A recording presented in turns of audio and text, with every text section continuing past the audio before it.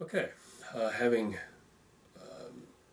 gone through a detailed explanation of the problem of polar factionalism in the escalation of political dynamics towards militancy and fragmentation and state failure,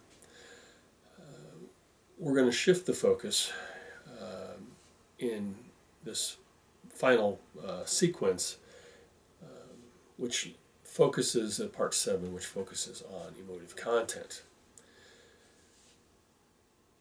The emotive content drives political action.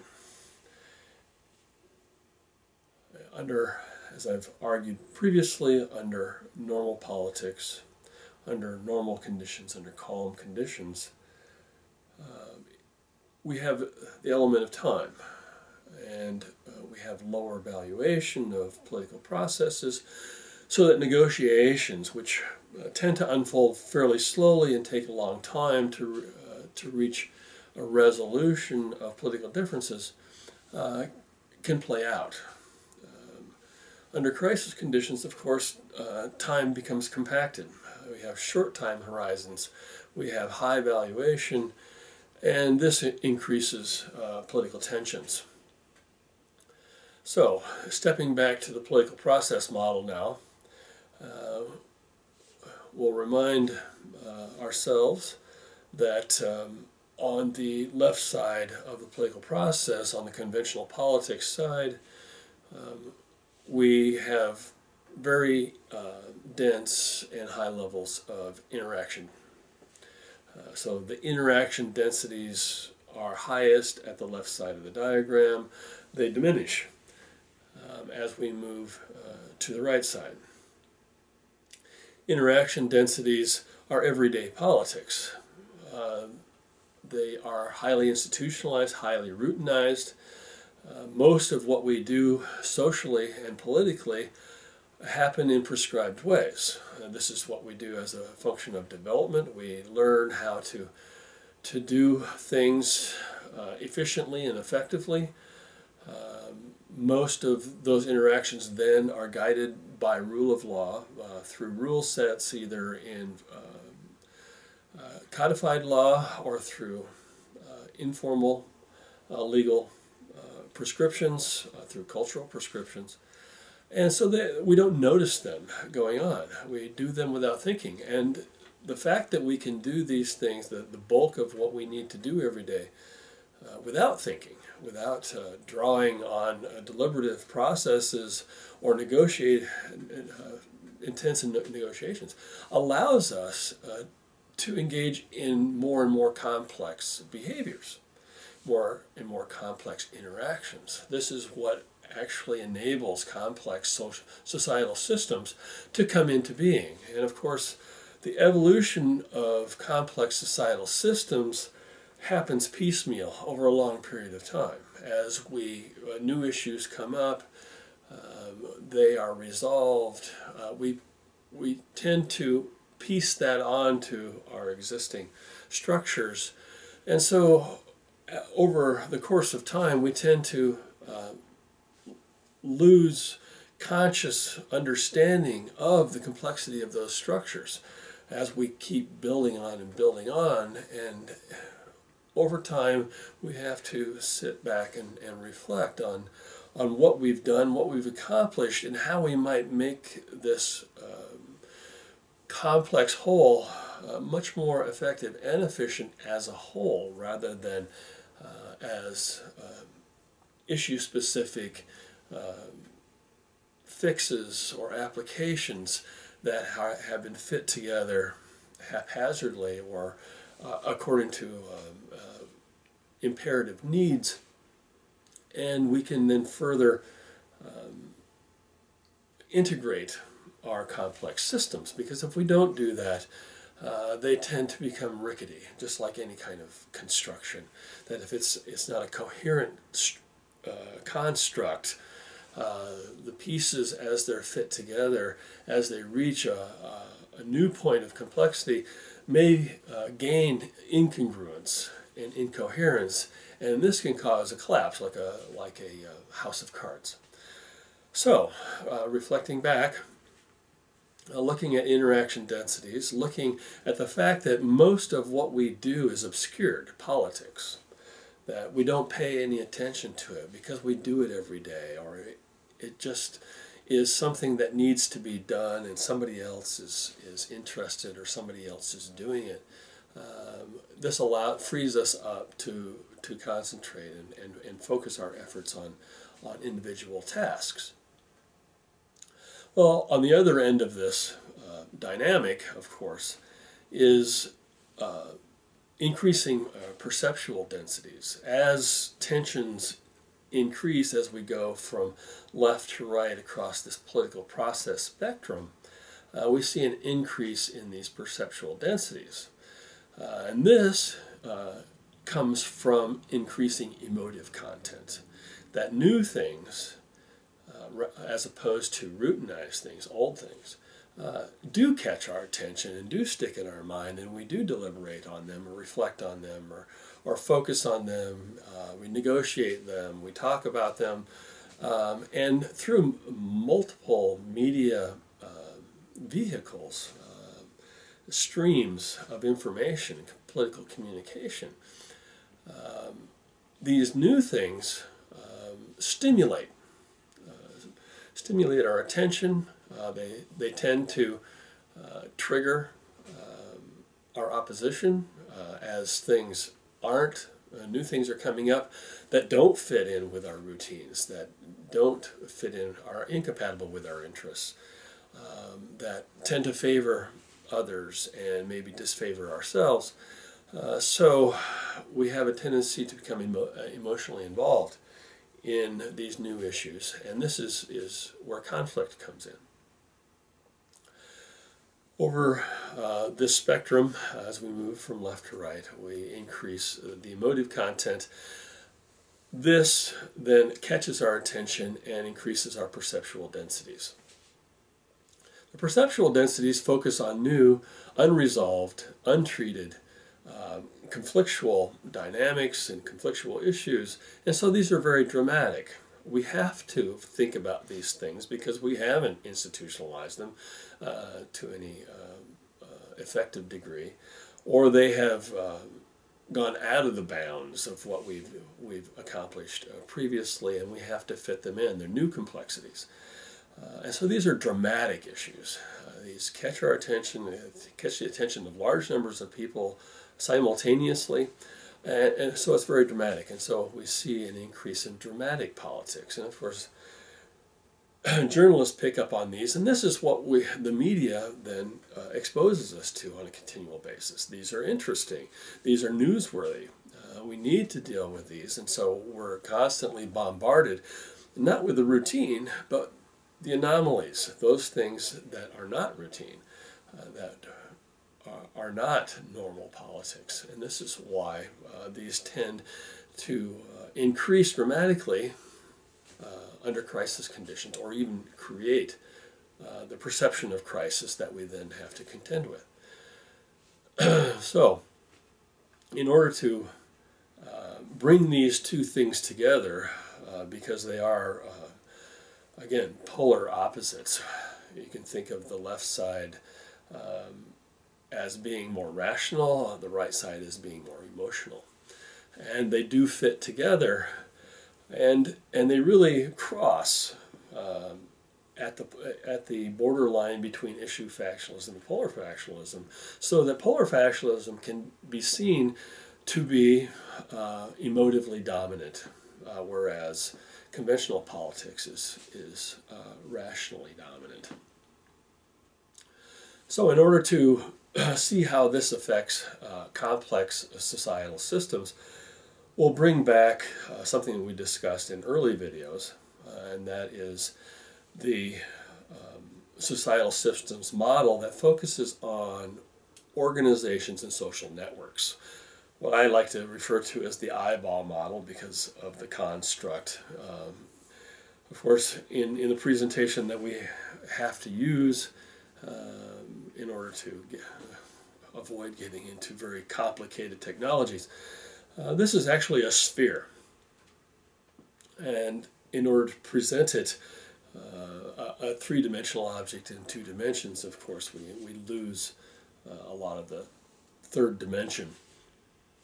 But in imagining this as an eyeball model, we see that it's very complex. There's a lot of organizations. There's a lot of networking going on. The networking is more dense.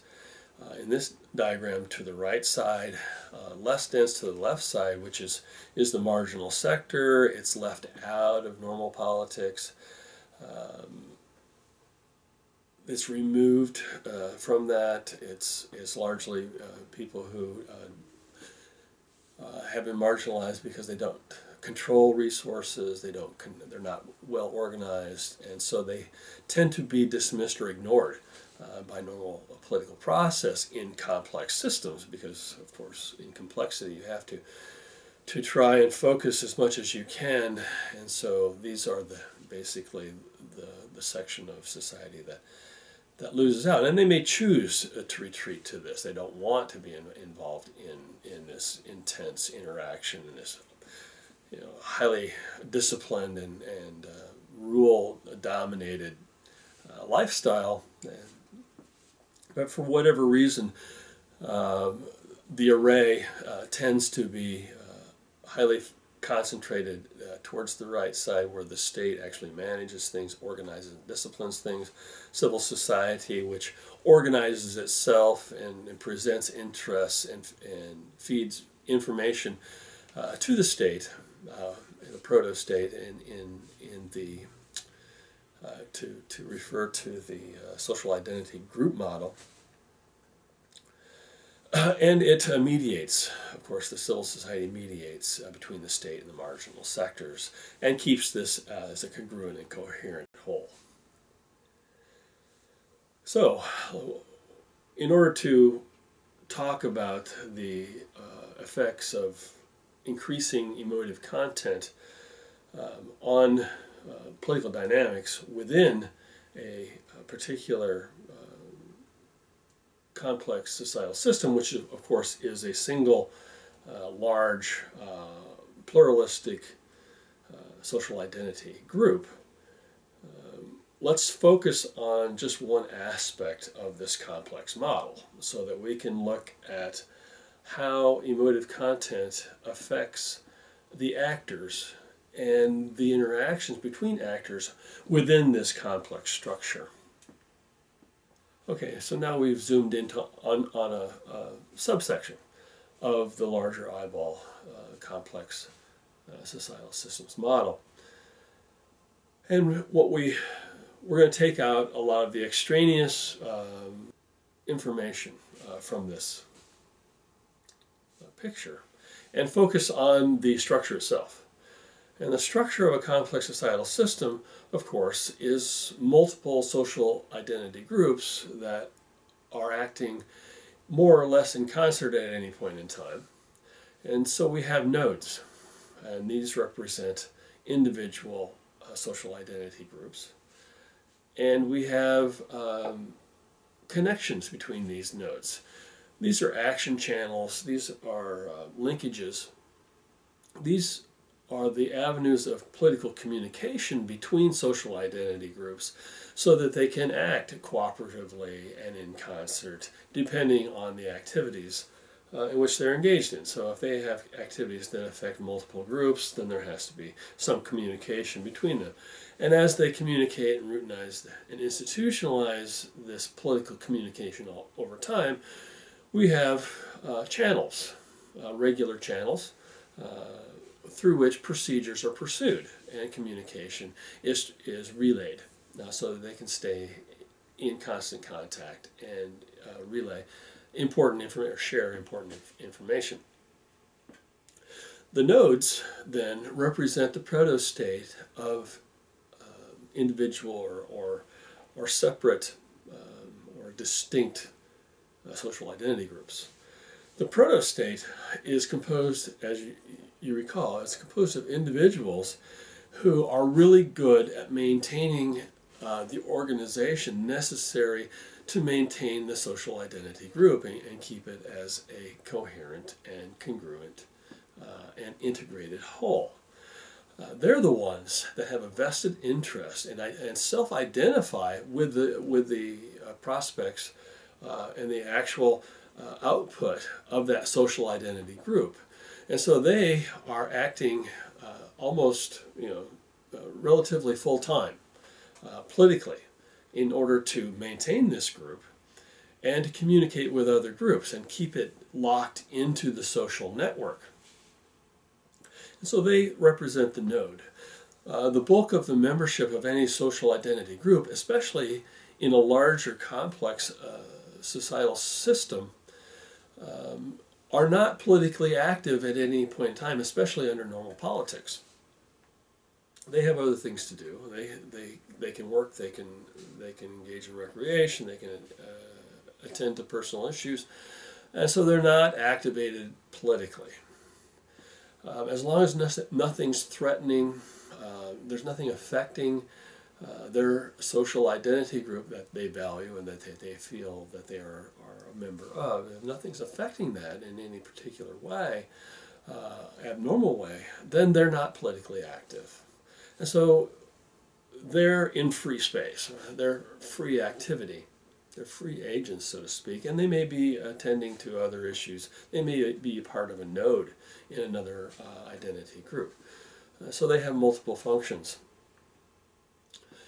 And so at rest, when politics are calm, under normal politics, conventional politics, we see the only political activism occurring in the proto-states of these networked, integrated social identity groups under pluralism, which of course constitutes complexity. You'll see in this diagram there's multiple nodes, and they're represented by acronyms, a single letter. Looking at the right side, we see governmental entities, governmental groups. They're networked together. Of course, they have tight networks as they exist on the right side of the diagram. We see professional organizations, P, that are highly trained, highly skilled individuals who have a vested interest in maintenance of the complex societal system. We have economic concerns, E, that are also engaged in continual activity that's very routinized, very institutionalized, because they produce products that are known to be consumed or to be valued by the complex societal system. We have social groups, S, that are very durable. These can be ethnic groups or some other type of social identity that's based purely on social attributes. They tend to persist over time, whereas interest groups, I, are more fungible. They can come into being or disappear depending on the value of particular interests. And of course, one of the facets of social identity organization is that it's fungible, that individuals who come together and form a social group, of course, have to overcome collective action difficulties, and there's a relatively high investment in time and energy to form the group itself. You form around an interest, and so there is an incentive to maintain that group even though interests change. And so any social identity group, other than social identity groups, which have a fairly rigid membership based on social markers or ethnic markers, interest groups or economic concerns or professional organizations tend to be fungible in that as the interests change, there's an incentive to maintain the organizational structure and change the interests of that structure to be compatible and congruent with changing conditions or changing values, changing interests. So they are somewhat persistent. Single issue groups can come and go depending on their political salience and their contribution, their value to the individual members. There are brokering groups, B, whose sole purpose is to facilitate coordination amongst multiple social identity groups with perhaps the same function or different functions to create an outcome that none of those groups can or would pursue on their own. This is a combined, or basically an application outcome that requires coordination amongst diverse groups.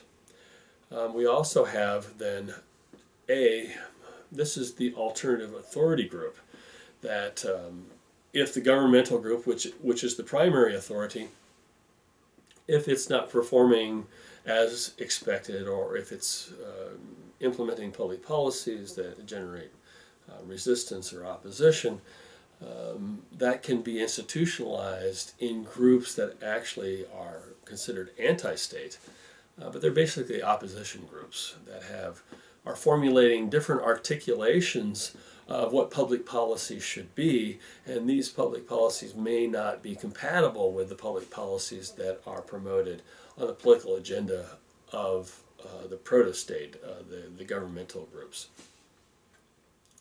But this does present an alternative, and it can create a draw to loyalty under conflict or contentious conditions. We also see militant groups, which in this diagram is the M. And under normal conditions, militant groups tend to be, under well-organized conditions, high development, the militant groups tend to be relatively small.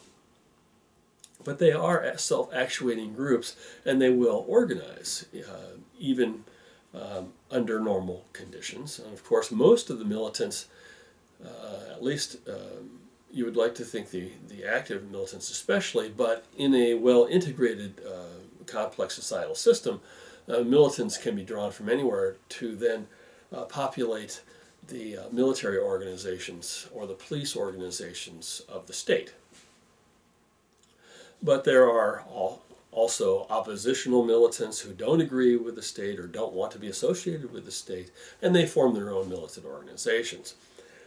And of course, we have dots. There's freckles in this diagram, and these are extremists. And of course, as you recall, I've argued that extremists are an integrated part of social identity groups. Under high levels of development, of course, we minimize the number of extremists, but we can never get rid of them, and especially in relative terms.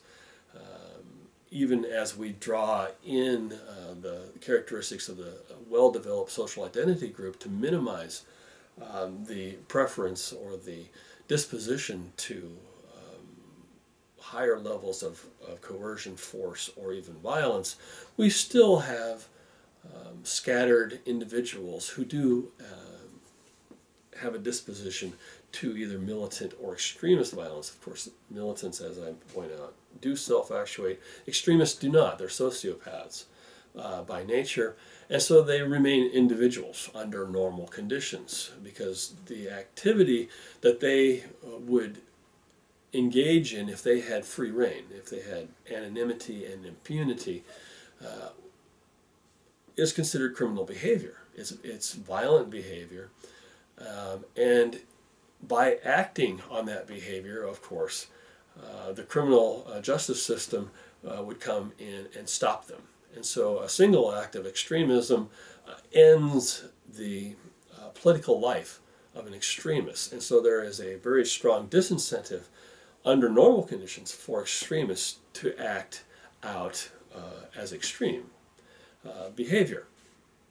Of course, then we see random acts of extremism that occur on a regular basis, especially in very large societal systems, because there's a large number of individuals, but a very small percentage of extremists.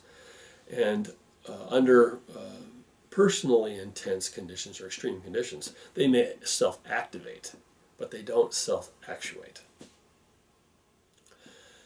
Okay, so I want to walk through what I would explain as the political salience and emotive content effects on this structure and this social network that holds this complex societal system together. In order to do that, I'm going to take out some of the nodes so that I can focus on the dynamics. And so having taken out a couple of the nodes, just so I can focus on a smaller number of nodes to see how they change over time, I'm going to show what happens in a well-integrated, well-functioning, highly developed, or relatively highly developed, complex societal system. And that is, we have nodes, we have the networks, and at certain periods of time we're going to have increased political activism because conflicts will arise. And conflicts will then add emotive content, which stimulates individuals to engage in political activism, to act out in ways that directly address the conflict issue. And so the membership of social identity groups under pluralism will seem to increase in the number of activated individuals. And so this is represented here by expanding outer perimeter that we now see under conflict conditions, that more individuals come into play to promote special interests, social interests, brokering interests, in order to get things done, in order to increase their leverage vis-a-vis the status quo, which is, the economic, professional, and governmental concern in that network, which controls public policy, in order to leverage and gain attention of the institutionalized status quo system. Of course, they have to activate and show that they are strong and large, and they have a large constituency that's willing to put in time and energy to pursue particular interest and a change in public policy,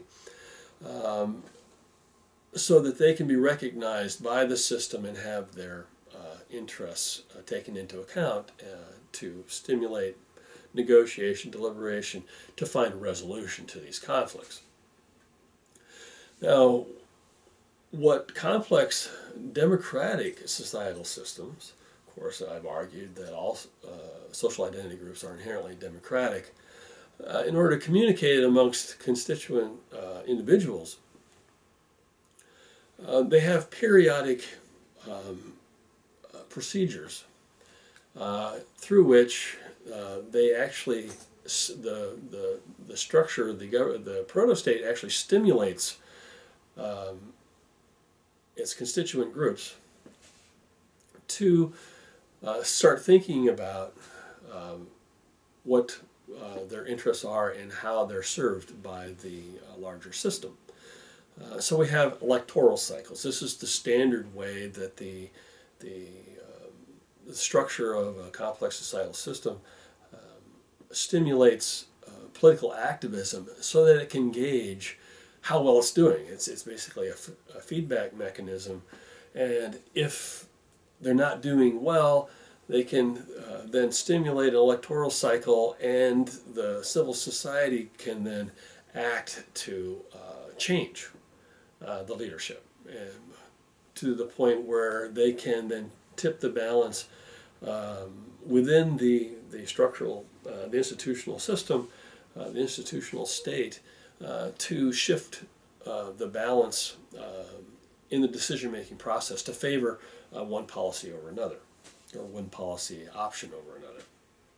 So, in normal politics, under the standard conflict management scheme, there's a strong interest for the state to actually periodically increase its knowledge of what's going on within the larger system.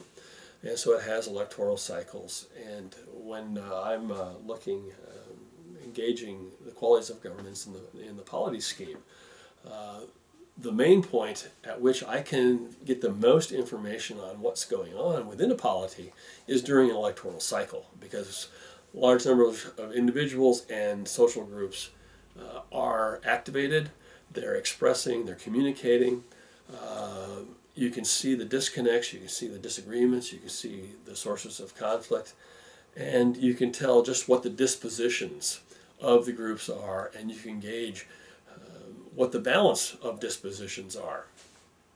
So this is a very informative time in a complex societal system. As it increases its communication, if there is a receptivity in the governing structure, it will change public policies to deactivate these social identity groups within civil society particularly, so that they go back into normal politics. And so we see the conflict management function as triggering political activism in the electoral cycle, going through the election, changing the mix of representatives and what they are what policies they're promoting. In doing so, they can then deactivate the social groups and go back to the node and network structure and free up individuals for their personal pursuits. And so this is attendant to the previous video where we saw the conflict management structure function with competing elites and competing groups. And this takes it down to lower levels to show how the groups interact with each other. So this constantly, there's a dynamic, there's a hum going on within this complex system that keeps it moving. And this is the conflict, of course, that Louis Kozer was talking about, is actually stimulating the innovation in the governing structure. So as you recall from the argument in the previous videos, normal politics in non-crisis mode is highly manageable, and the government, the state, will effectively manage these political dynamics and keep everything within manageable bounds. There is a possibility, because complex societal systems are complex and they live for a long period of time, the probability is that issues will come up that are hard to resolve and that are highly valued. And so the conflict management function is challenged by the appearance of these issues. And so the electoral cycle isn't enough to manage conflict, or normal politics isn't effective in managing individual issue conflicts. And so the system itself reverberates with contention, and we lapse into contentious politics and into issue factionalism, which moves into a crisis mode because the conflict management function is challenged, resolution is not forthcoming or easily attained, and so they tend to be more protracted. As this occurs, then, we see political activism continue to increase. Now, this is a very controlled increase as I'm presenting it in this series, this sequence of diagrams, this animated sequence. We also, of course, see that brokering groups could actually stimulate, if the issue is strong enough and affects enough people, they could actually stimulate an enormous spontaneous outpouring of public dissatisfaction. People can take to the streets, and when they do that in that way, at the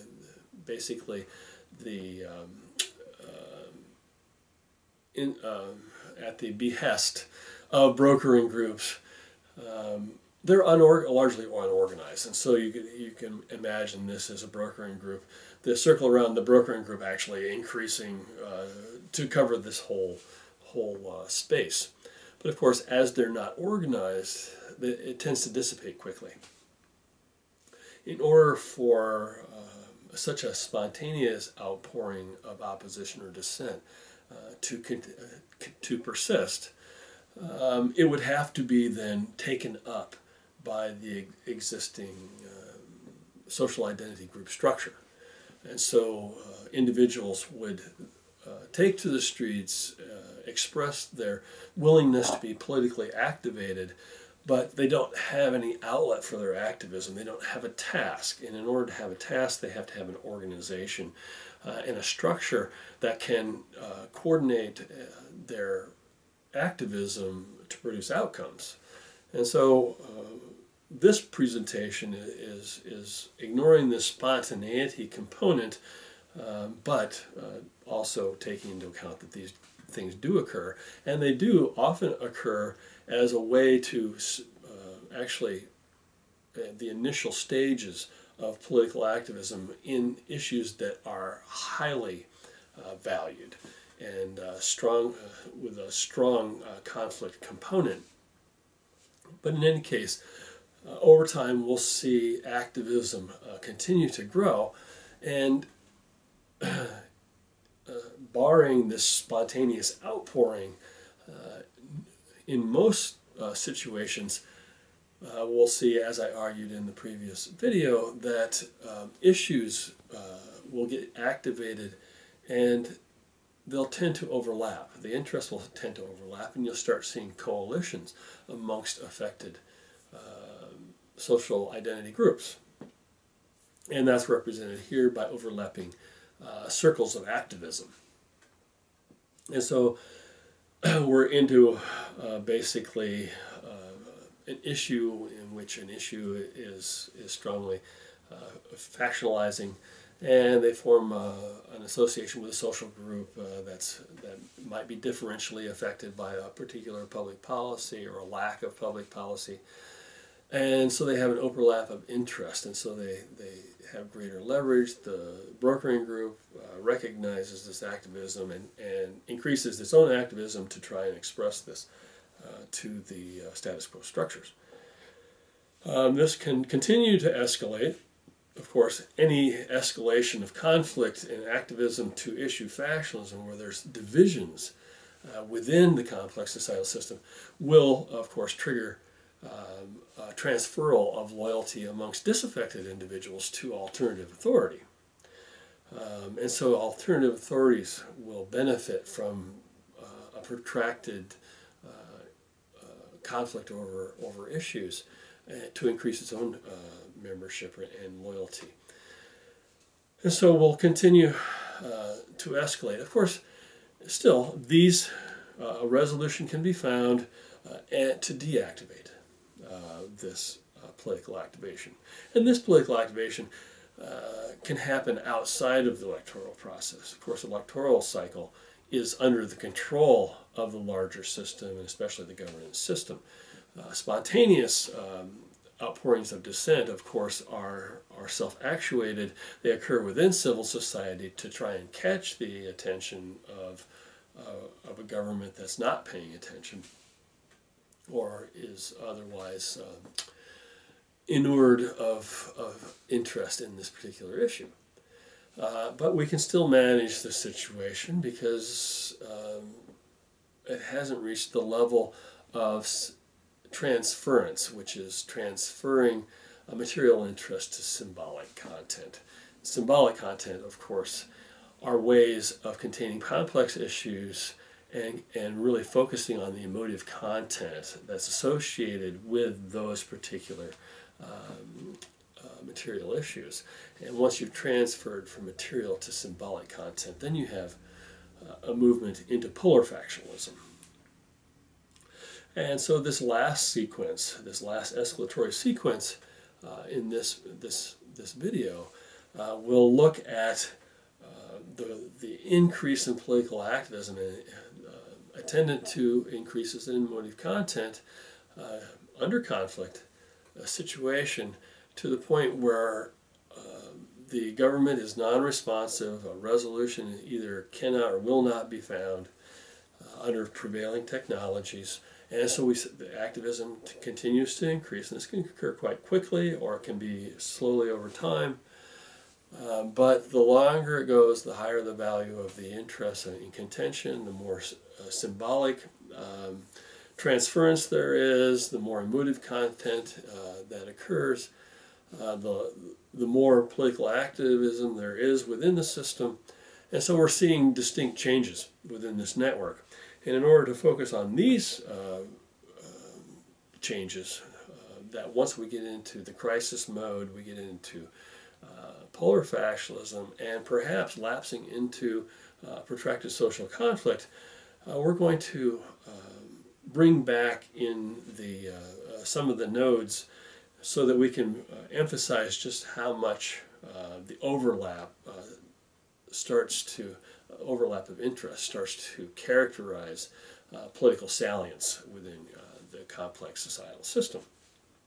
So here I brought in the two nodes that I dropped from the earlier sequences and show the interests, activism within these nodes, and just to emphasize the overlap, the increasing overlap of interests. And as in polar factionalism, as you recall, we have multiple interests in conflict. We have a reflection on previous resolutions and the imperfect resolution, right? There's satisficing agreements, compromises that have been made.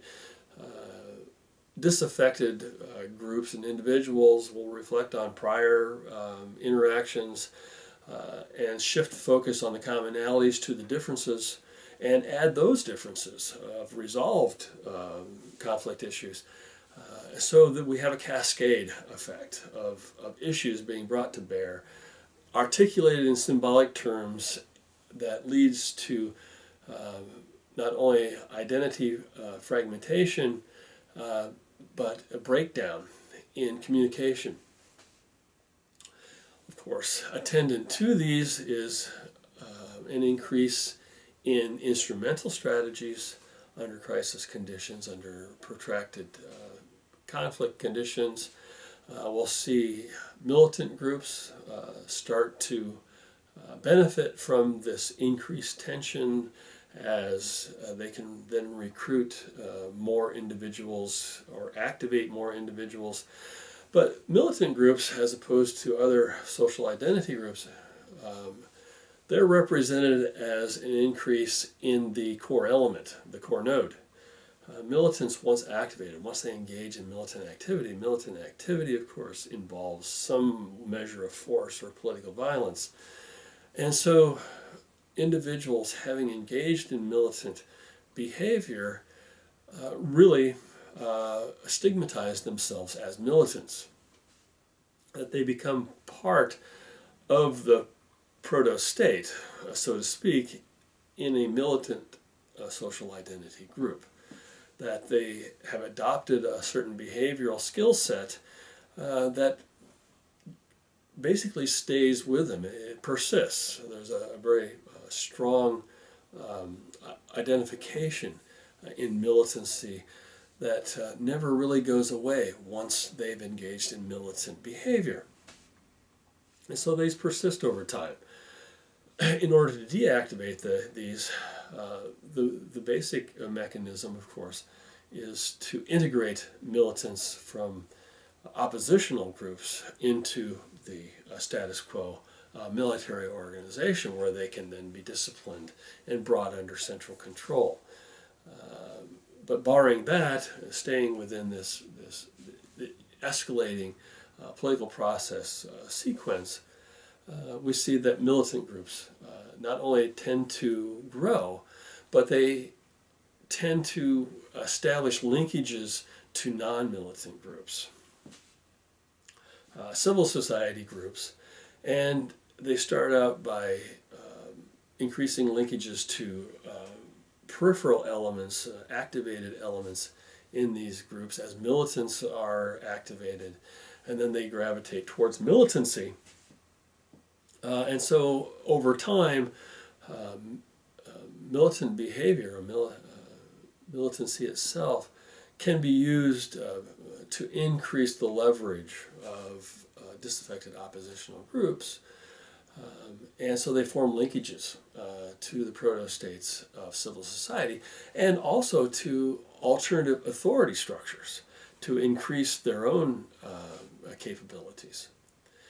At the same time, we're also seeing something happening with extremists as militant activity starts to increase, and militant behavior is starting to demonstrate a perceived utility of force and organized political violence as a leverage in political interaction, this is very attractive to extremists, and so they're drawn to associate with militants because their predilections for instrumental behavior are similar to militants, although more extreme.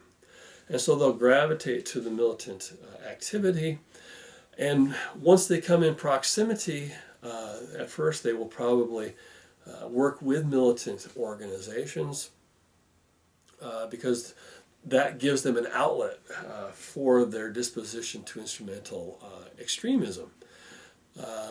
Working with militant organizations, of course, they self-identify themselves as extremists. And of course, even militant organizations will be repelled by, in many cases, by extreme behavior. And they cast these extremists out. They tend to distance themselves from extremists, although they may find them useful. There may be a utility in extremists, but they will clearly, consciously try and disassociate themselves from that level of extremism. This will lead the extremists then to self-identify as outcasts from militant organization, and having a self-identified and under extreme conditions where political violence is actually being used, this grants a veil of anonymity and impunity to extremists. And having self-identified, they can then start to associate as extremists. And this is the one factor that I've argued before actually overcomes the reticence of sociopaths to organize. Now, under extreme conditions, they start to identify with extreme conditions and can organize to respond to extreme conditions. They actually feel justified in organizing, and it's actually a raison d'etre for them to organize as extremists. And this is a very frightening challenge to the complex societal system. Of course, extremism tends to, at one level, repel civil society and even militant groups towards greater moderation because they want to distance themselves from extreme behavior. But at the same time, under protracted social conflict and protracted political violence, there's a certain utility because extremists go to extreme lengths to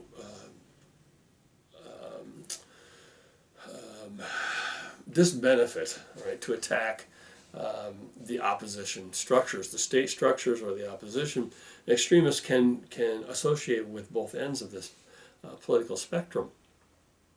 And so this is at the point of polar factionalism, militancy, where we start seeing polity fragmentation, because we see a breakdown in the ties between civil society and governing structures, the ruling elites, and now we see a shift away from democratization potential, which necessarily depends on increasing communication between civil society and governing structures.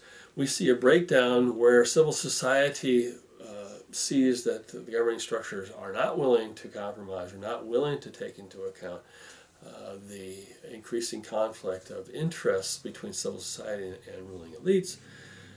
We see a breakdown in political communication between these groups, and we start seeing a gap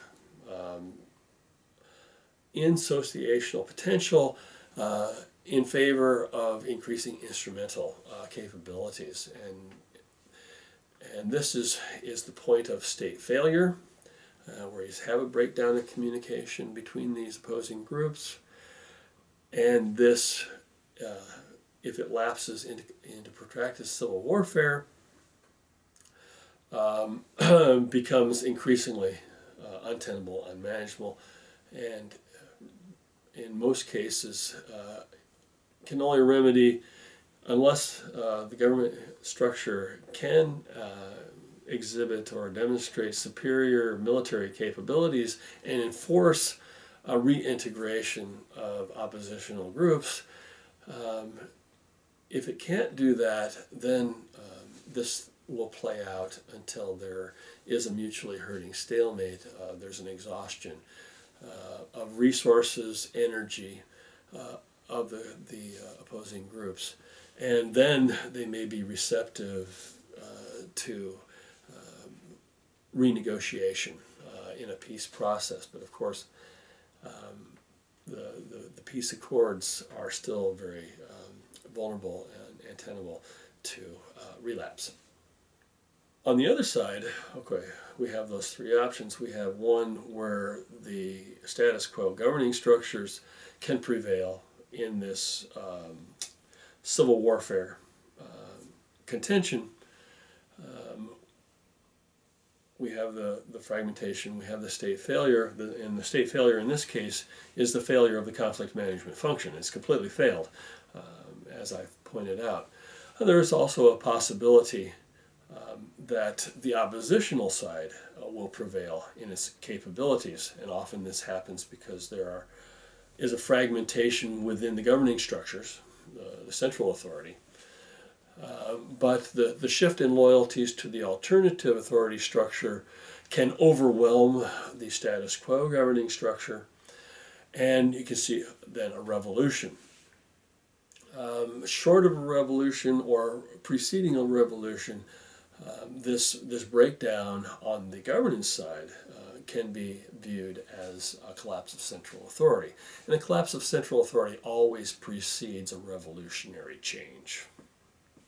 So, taking this all into account, we can zoom out to the full complex societal systems model and imagine the dynamics that we have gone through here and I've explained to you, and apply these to the whole complex system to see just how complicated these issues can get to if they're allowed to escalate to these higher levels of conflict and contention, especially, as I pointed out earlier, the critical point, of course, is the appearance of political violence.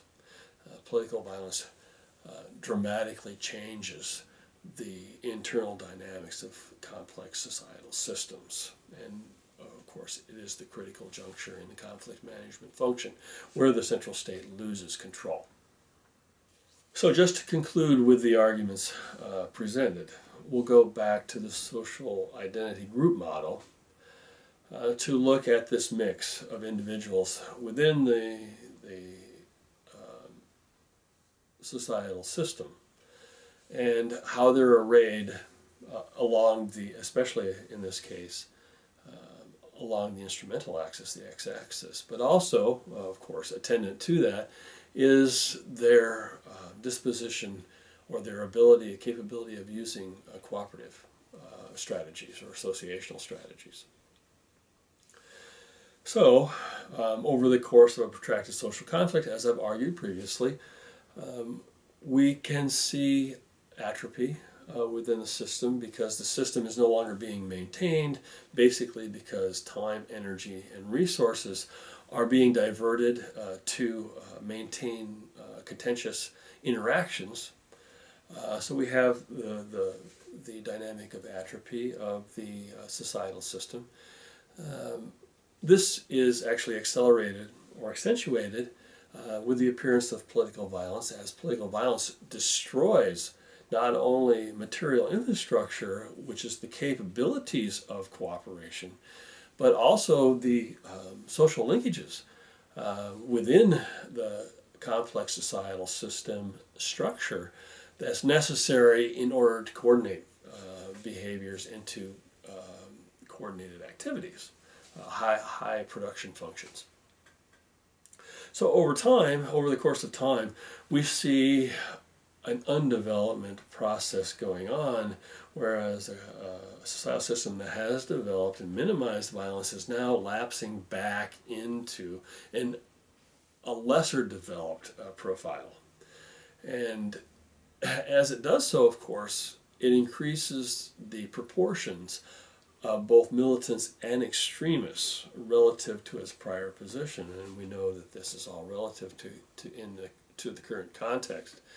But in relative terms, of course, we'll see this, and as it lapses down in this particular sequence, this representative sequence, we see that in the first, the higher level of development, the proportion of extremists, and we'll focus on that, particularly the proportion of extremists to non-extremists. The extremists represent about 2% of the population.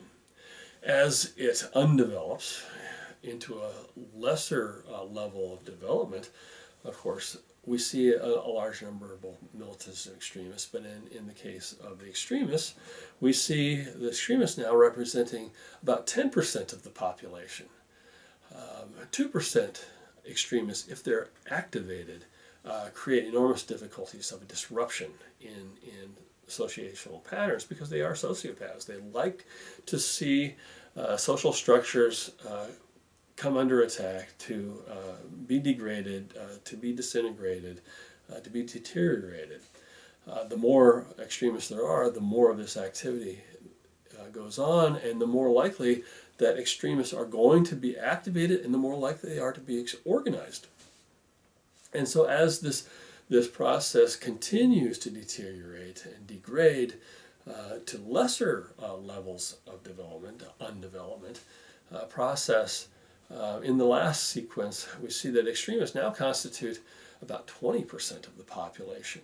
At this point, we can be confidently assured that the proactive sector has no control over this situation.